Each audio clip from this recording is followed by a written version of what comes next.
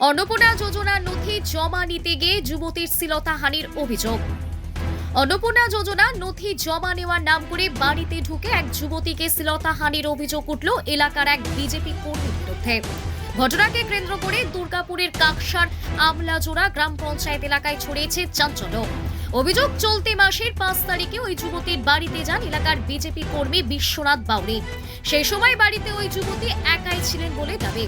অভিযোগে অন্নপূর্ণা যোজনার নথি নেওয়ার কথা বলে বাড়িতে ঢোকার পর সুযোগ বুঝে তার শরীরে অশালীনভাবে স্পর্শ করেন অভিযুক্ত। ঘটনার পর কাকসা থানায় লিখিত অভিযোগ দায়ের করেন ওই যুবতী। অভিযোগের ভিত্তিতে তদন্ত শুরু করেছে পুলিশ।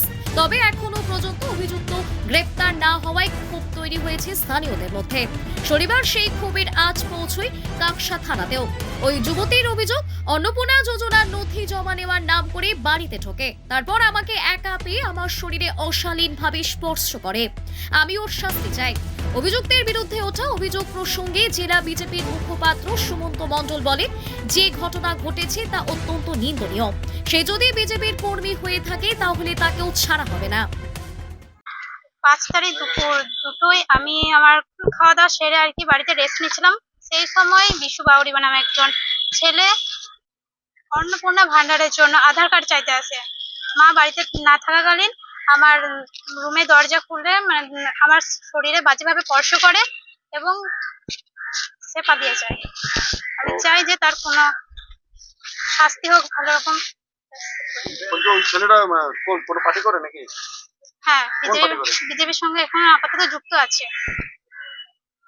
এই ঘটনাটা কবে ঘটে? ঘটনা ঘটেছে যে 5 তারিখ সকালবেলা? হ্যাঁ, দুপুর 2টোয়। থানায় কি বলবো? থানায় বলা হলো যে এটা আমরা তো চেয়েছিলাম মিউচুয়াল ভাবে যাতে এটা সমাধান হয়ে যায়, কিন্তু তারা 3 দিন পর জানান যে এটা সমাধান করা সম্ভব নয়।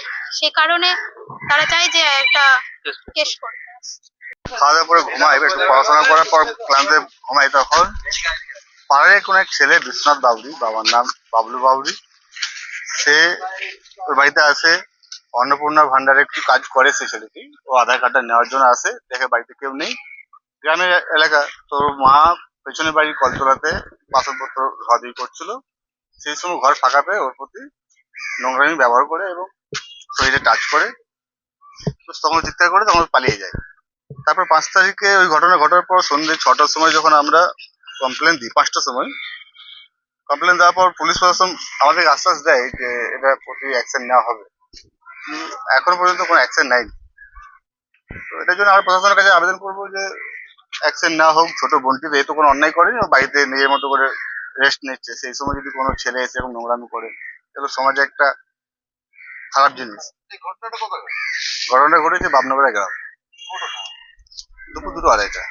এখন আপনি কি আমি এখন একটাই বলবো যে প্রশাসনকে যে এটা যাতে দেখে ঠিকভাবে শাস্তি হোক, তাদের এরকম দৃষ্টান্তমূলক আর না কেউ করে, এটাই বলবো। প্রশাসন আপনার কি বলবে?